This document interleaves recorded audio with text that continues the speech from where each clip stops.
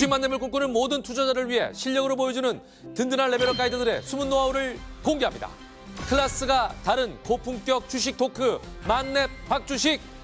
먼저 주제부터 확인하시죠.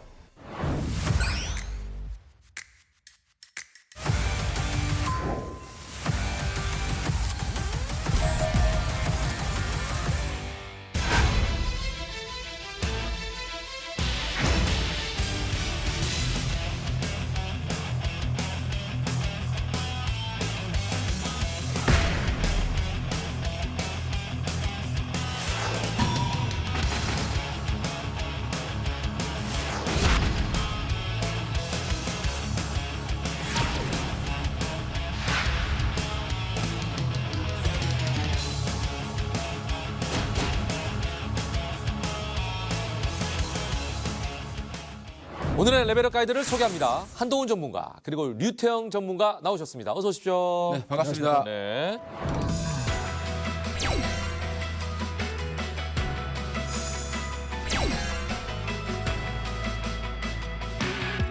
투자자들의 머리와 가슴에 뜨거운 불을 지핀 핫이슈를 꼼꼼하게 분석하고 투자의 가이드를 세워보는 만렙 핫이슈 시간입니다.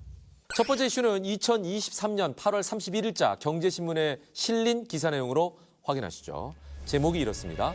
현대차 상용화 임박의 자율주행 들썩.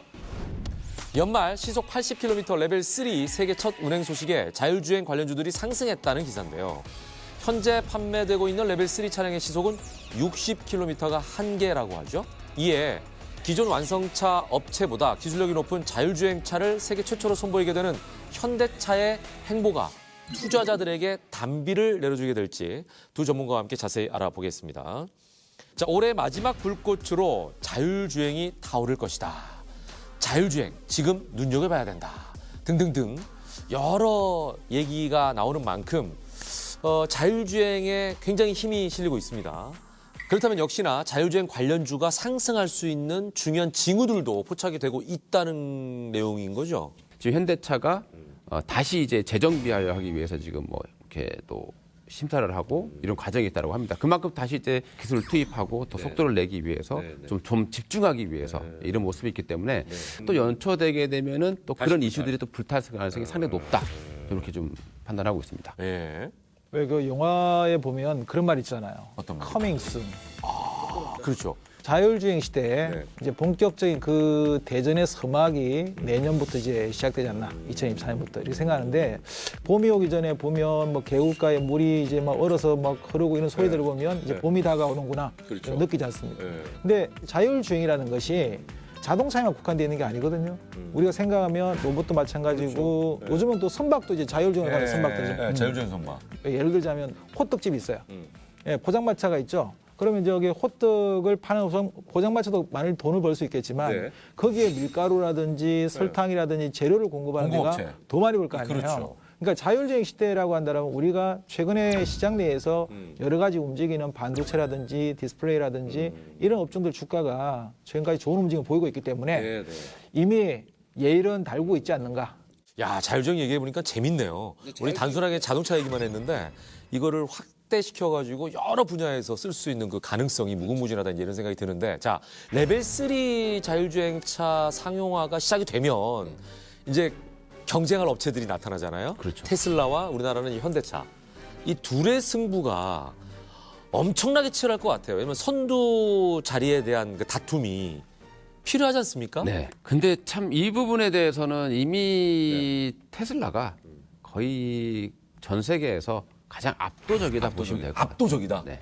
내비게이션을 내가 쳤을 때 이걸 내가 굳이 차선 안 바꾸고 해도 지가 알아서 가느냐가 사실 진정한 레벨 3라고 봐야 되는데 테슬라 같은 경우는 자체적인 슈퍼컴퓨터 도조량을 갖고 있습니다. 그걸 가지고 이미 뭐 엄청난 그 누적 도로를 데이터. 많이 다녀야 돼요. 데이터. 그렇죠.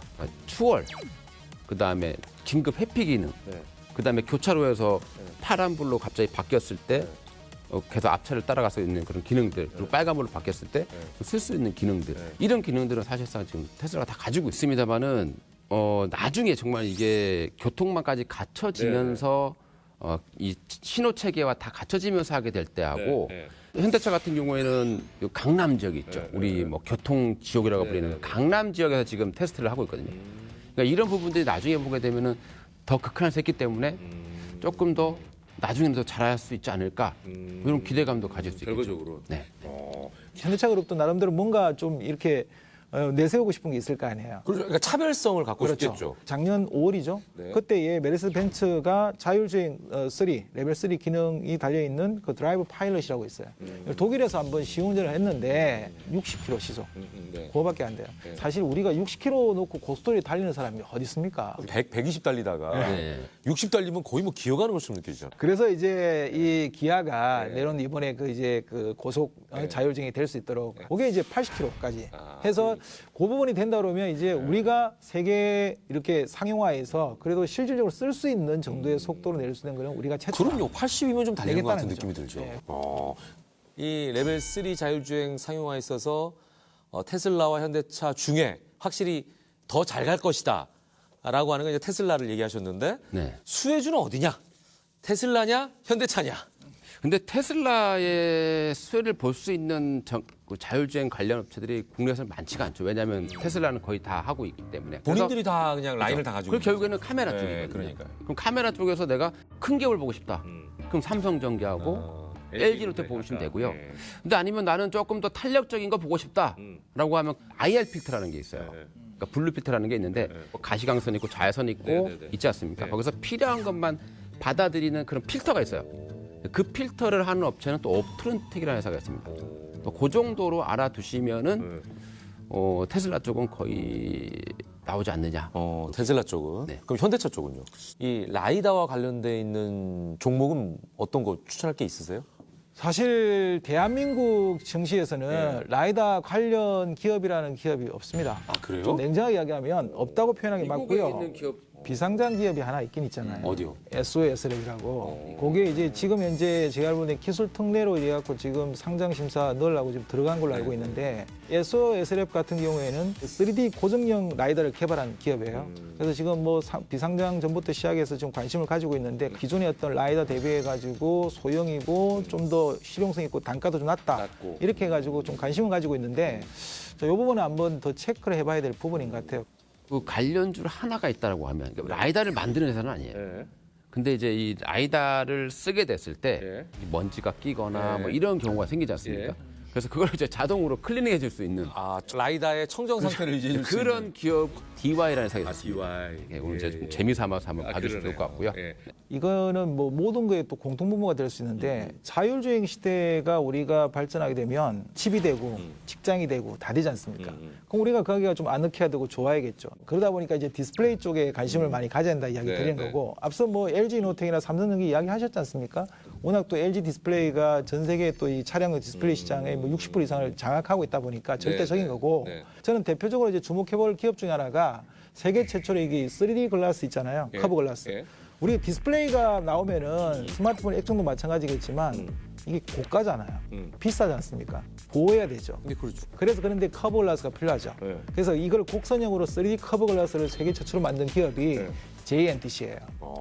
혹시 그 벤츠 아니, 그 이렇게 하여튼 X츠라고 해야 될까요? 그 보면 하이퍼 스크린이라는 게 있습니다. 그 우리가 이제 그 가져가죠. 끝까지 이렇게 네, 한 번에. 그렇죠. 거기에 독점으로 하는 업체가 바로 그 기업이다. JNTC입니다. 이 JNTC 같은 경우에는 베트남의 공장을 1공장에서 3공장까지 가지고 있는데 지금 얼마 전에 더 늘리고 있어요? 4공장을 지금 늘리고 있다고 하니까 앞으로 계속 이런 기업들을 주목해 보시는 것도 좋을 것 같습니다.